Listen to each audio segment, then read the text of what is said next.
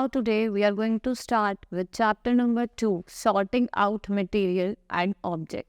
Now let's start with the chapter. Take a look at the things around you in the classroom, home, playground, market, etc. What do you see? Are all things identical in shape, size and color? No, they are not. They differ from each other. All the things are made up of one or more material. Different types of material have different properties. Some materials are shiny in appearance while others are not. Some are rough and whereas some other are smooth. ठीक है, आप देखते हैं अपने आसपास, आपके classrooms हैं, houses हैं, ठीक है, कुछ लाइब्रेरी वगैरह, हर जगह देखते हैं अलग अलग तरीके के ऑब्जेक्ट्स देखते हैं. ठीक है, कुछ कैसे होते हैं, शाइनी होते हैं, कुछ स्मूथ होते हैं, कुछ रफ होते हैं. ठीक है, उनका अपीयरेंस और साइज क्या होता है, चेंज होता है. उनका जो शेप होता है, साइज होता है और अपीयरेंस क्या होता है, अलग अलग होते हैं. हर एक ऑब्जेक्ट सिमिलर नहीं होता. Similarly, some material are hard whereas some are soft. Thus, the things with similar properties can be grouped together. कुछ मटेरियल होते हैं हार्ड होता है, कुछ सॉफ्ट होते हैं.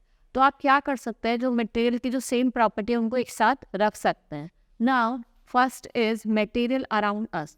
A material is a substance that is used for making an object. There are many kinds of material in the world. Material क्या होता है, एक सब्सटेंस होता है जो कोई भी चीज़ बनाने के लिए हम यूज़ करते हैं, उसे कहते हैं मटेरियल कहते हैं. We know that all the things around us are made up of one or more types of materials. Some common materials are wood, metal, glass, plastic, cotton, synthetic fiber, jute, paper, clay, cement, etc. आपने देखा होगा कुछ common, हर चीज़ बनाने के अलग अलग material का use करा जाता है. और कुछ कॉमन मटेरियल भी हमारे पास, जैसे वुड हो गया, आयरन हो गया, प्लास्टिक हो गया. ठीक है, ये सब क्या है, हमारे कॉमन मटेरियल है. Object can be made up of single material and at the times an object can also be made of many material. For example, a pen can be made from plastic or metal. A sofa set is made by using wood, foam, spring, glue और fabric. ठीक है, कुछ material होते हैं जो एक ही material से बन जाता है और कुछ होता है जो अलग अलग मटेरियल से बनते हैं. एक ही ऐसा पेन हो गया, या तो आयरन का होगा, या मेटल का होगा, या प्लास्टिक का होगा. ठीक है, और ऐसे सोफ़ा है, सोफ़ा बनाने के लिए आपको फोम की ज़रूरत है, वुड की ज़रूरत है, आयरन की ज़रूरत है. ठीक है, लेदर की ज़रूरत है. ठीक है, so object that can be grouped on the basis of the material they are made from. The special features of things like how strong a material is, or if heat passes through it, it's called its property. We choose a material for a particular work because it has a right property of that work, such as.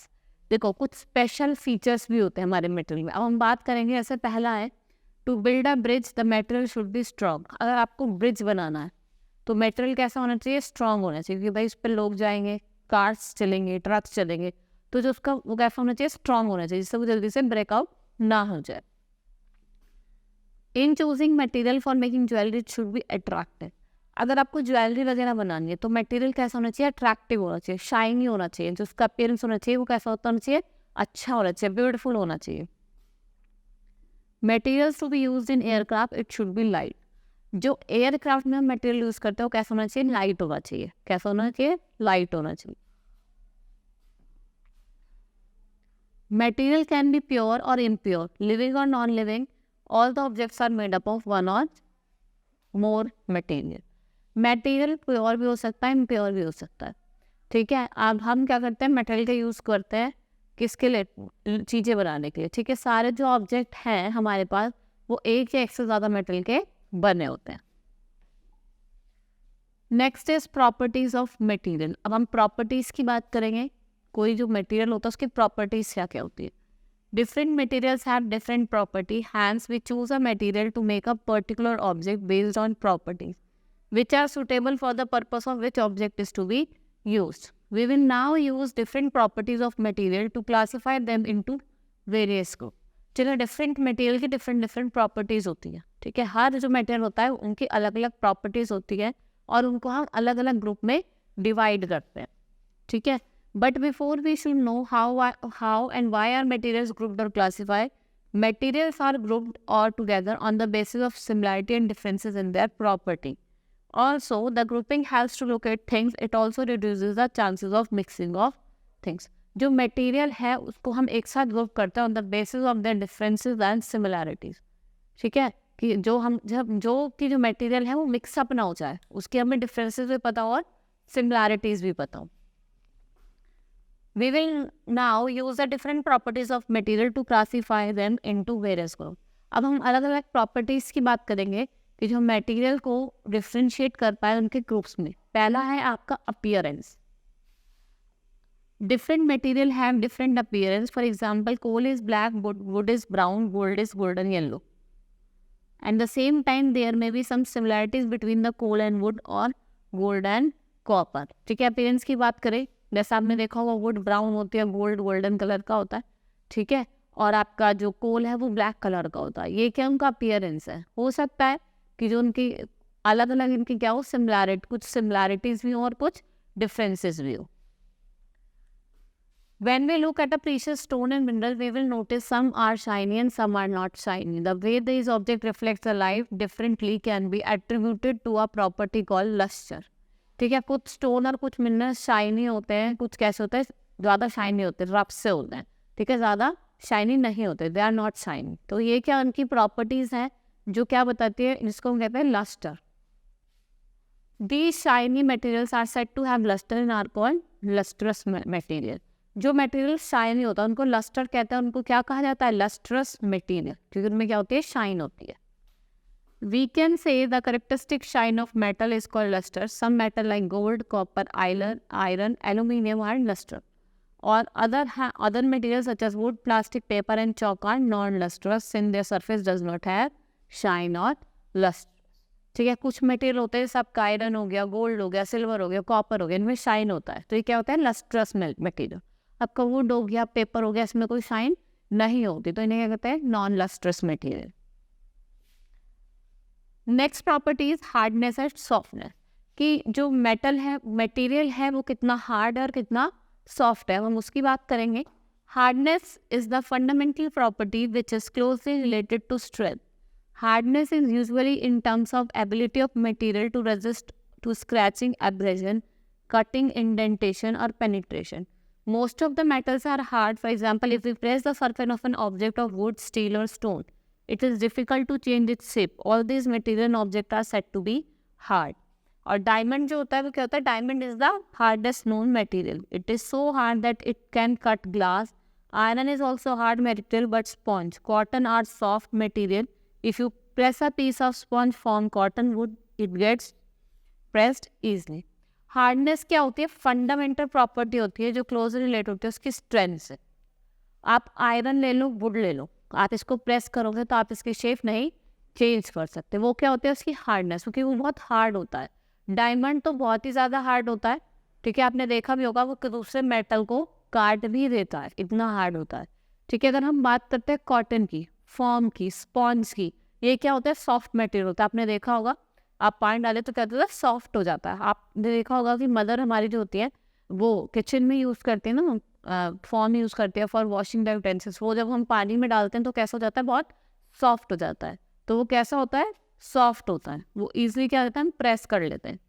All such materials and object are said to be soft. The best way of checking hardness is to scratch the wood against the stone. अगर आपको check करना है तो आप would को scratch करो, किसके, stone के। Next is texture. Certain materials like glass, silk, mirror, etc. are smooth, whereas some other like rock, sand, bricks are rough to touch. कुछ कैसे होता है, स्मूथ होते हैं, कुछ रफ होते हैं। अगर हम स्मूथ की बात करें, आपका ग्लास, सिल्क, मिरर, ये क्या होता है, स्मूथ होते हैं। आपका वुड हो गया, आपका रॉक हो गया, सैंड हो गया, ब्रिक्स हो गए, कैसे होता है, रफ से होते हैं। Now density. द डेंसिटी और more precisely the volumetric mass. Density of a substance is the mass per unit, or density is equals to mass upon volume. We can also say that the property due to which materials are classified as light or heavy is called density. Density क्या होती है, जो भी मास होता है एक material का उसको अपॉन में वॉल्यूम। ये क्या डिफाइन करता है कि property due to which materials are classified. ठीक है, कि वो लाइट है या हैवी है। डेंसिटी का मतलब कि मटेरियल कैसा है, लाइट है या हैवी है, उसे कहते हैं हम डेंसिटी कहते हैं। When you throw a pebble in a pond, it disappears. Now the question arises, why does a wooden log or a plastic bottle float in water while pebble, stone or coins sink in it? Substances like wood or plastic which have lesser density as compared to water flow in water but those like metals और stones which have more density than water, इसलिए वो sink हो जाता है। आपने देखा होगा जो प्लास्टिक की बॉटल होती है, वुड का लॉग होता है, जो उनकी डेंसिटी कम होती है देन द स्टोन, ठीक है। इसलिए अगर हम स्टोन को फेंकते हैं तो क्या हो जाता है, सिंक हो जाता है, डूब जाता है। नाउ सॉल्यूबल और insoluble, next property is soluble. Soluble क्या होते हैं, तो डिजॉल्व हो जाते हैं, और इनसॉल्यूबल जो डिजॉल्व नहीं होते। Many materials or substances dissolve in water whereas some other do not. This property is known as solubility. ठीक है, the material that dissolve in water are called soluble and the material that do not dissolve in water are called insoluble materials. The substance which are being dissolved is called solute and the substance which the solute is dissolved is called solvent. जिस substance को हम dissolve कर रहे हैं उसे तो solute कहते हैं, जिसमें उसे dissolve कर उसे कहते हैं solvent कहते हैं। A mixture of solute and solvent is called solution. जैसे आपको मैंने बताया soluble material होता है, insoluble होता है। soluble जिसमें dissolve हो जाता है, insoluble जिसमें dissolve नहीं होगा, ठीक है। जिसको हम dissolve करते हैं उसे कहते हैं solute, और जिसमें करते हैं उसे कहते हैं solvent। और solute और जो solvent का mixture होता है उसे कहते हैं solution, ठीक है। जब दोनों को mix करते हैं तो क्या बनता है, solution बनता है। You will notice that some liquids like orange juice dissolve in water. These liquids are said to be immiscible. The liquids that do not dissolve in water are called immiscible, ठीक है। जो dissolve होता है उन्हें miscible कहते हैं, और जो डिजॉल्व नहीं होते उन्हें immiscible कहते हैं, ठीक है। Now next is floating and sinking, ठीक है। आपने देखा होगा कुछ ऑब्जेक्ट को क्या होता है, फ्लोट करता है वाटर पे, कुछ क्या होता है, सिंक हो जाता है। When a piece of wood is placed in water, it flows. This is due to the difference in the density of the wood and water. When two substances such as solid or liquid or a liquid and liquid are put together, the less denser substance floats and the denser one above the denser one. Wax and cork float because they have less density than water. Iron and gold sink because they have density. They are denser than water. जो wax और cork होता है वो float करता है क्योंकि जो उनकी डेंसिटी होती है वो कम होती है वाटर से, ठीक है। अगर हम बात करें आपकी गोल्ड की और आयरन की, वो सिंक करते हैं क्योंकि उनकी डेंसिटी क्या होती है, वाटर से वो ज़्यादा डेंसर होते हैं। In general a substance will only float if the density is less than that of surrounding liquid. It will sink if the density is greater than that of surrounding liquid, ठीक है। जिसकी density कम होगी वो float करेगा, जिसकी ज़्यादा होगी वो सिंक करेगा, ठीक है। What will happen if the density of substance is same that of surrounding liquid? Hence the substance will flow just below the surface of liquid. अगर दोनों की डेंसिटी सेम है तो क्या होगा, जो सब्सटेंस है वो क्या करेगा, फ्लोट करेगा। Next is diffusion. Diffusion is the net movement of anything. When we open a bottle of perfume, the smell spreads throughout the room. So intermixing of one substance with other is called diffusion. Diffusion क्या होता है, net movement होती है किसी भी चीज़ की। आप देखा परफ्यूम की बॉटल खोलता है तो एकदम से स्मेल आती है, फ्रेगनेंस आती है बाहर। उससे क्या होता है, जो मटेरियल है वो दूसरे मटेरियल के साथ इंटरमिक्स हो जाता है और डिफ्यूज हो जाता है, जिसे कहते हैं हम डिफ्यूजन। फिर है combustibility. The property of a burning of a substance to produce a heat and light is called combustibility. आप कुछ भी चीज़ चलाएं, कोई भी सब्सटेंस को बर्न करें, और जब आप बर्न करते हैं तो वो क्या प्रोड्यूस करता है, हीट और लाइट, जिसे कहते हैं combustibility. The burning is called combustion. Wood, paper, cotton, petrol, kerosene, diesel, LPG are combustible substance because they burn at a particular temperature in and to produce heat and light, ठीक है। और जो burning कहते हैं उसे कहते हैं combustion कहते हैं। आपने देखा होगा पेपर हो गया, पेट्रोल हो गया, केरोसिन हो गया, डीजल हो गया, सब क्या है, कंबस्टिबल सब्सटेंसेस, ठीक है, क्योंकि क्या प्रोड्यूस करते हैं, heat and light produce. Transparency.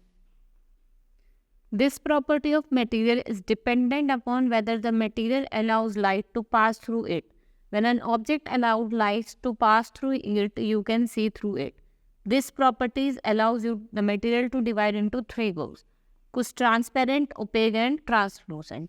Transparent क्या होता है, ट्रांसपेरेंसी क्या होता है, जो भी प्रॉपर्टी ऑफ मटेरियल है वो क्या करता है, मटेरियल में लाइट को पास करता है, जिससे हम उसके थ्रू मटेरियल को देख सकें।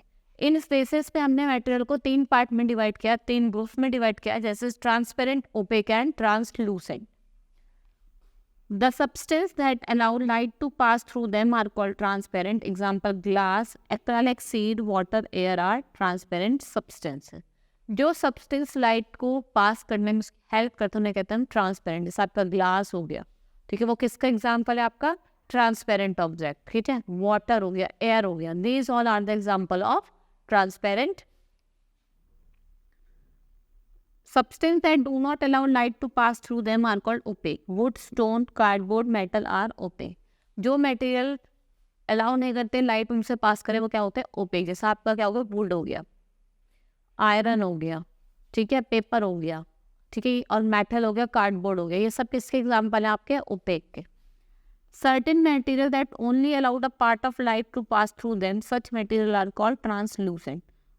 Oily paper are translucent material, जो कुछ ही लाइट को पास करते हैं उन्हें कहते हैं ट्रांसलूसेंट। जैसे ऑयली पेपर, वो क्या है? ट्रांसलूसेंट, ठीक है। Next is advantages of classification, ठीक है। जो हमने क्लासीफाई कहा, इनका एडवांटेजेस की बात करते हैं। Classification of an object helps in their identification. जो हमने क्लासिफिकेशन करी, इससे क्या करते हैं? हम ऑब्जेक्ट को ईजिली आइडेंटिफाई कर लेते हैं। Classification helps in the sorting of object, otherwise things get mixed up. इस क्लासिफिकेशन के हेल्प से हम क्या कर सकते हैं? जो मटेरियल है उसे क्या कर सकते हैं? क्लासिफाइड कर सकते हैं, सॉर्टिंग कर सकते हैं उसकी, जिससे मटेरियल मिक्सअप ना हो जाए। Classification helps in locating the things. ये हमें मदद करता है चीज़ों को लोकेट करने में। जो उनसे ट्रांसपेरेंट है उसे हम ट्रांसपेरेंट में रखेंगे, जो ओपेक है उसे ओपेक में, और जो ट्रांसलूसेंट है उसे ट्रांसलूसेंट में। Classification make the study of different object easy and more meaningful rather than studying the object separately. अगर हम क्लासीफाई करेंगे तो हम ऑब्जेक्ट, जो डिफरेंट ऑब्जेक्ट हैं, उनको ईजिली पढ़ पाएंगे, ना कि उन्हें सेपरेटली पढ़ने से। अच्छा है, ठीक है। हम उन्हें कैसे पढ़ लेंगे? ईजिली पढ़ लेंगे, ठीक है। इस चैप्टर में हमने मटेरियल और कुछ ऑब्जेक्ट की बात करी, उनकी प्रॉपर्टीज की और एडवांटेजेस की बात करी, ठीक है।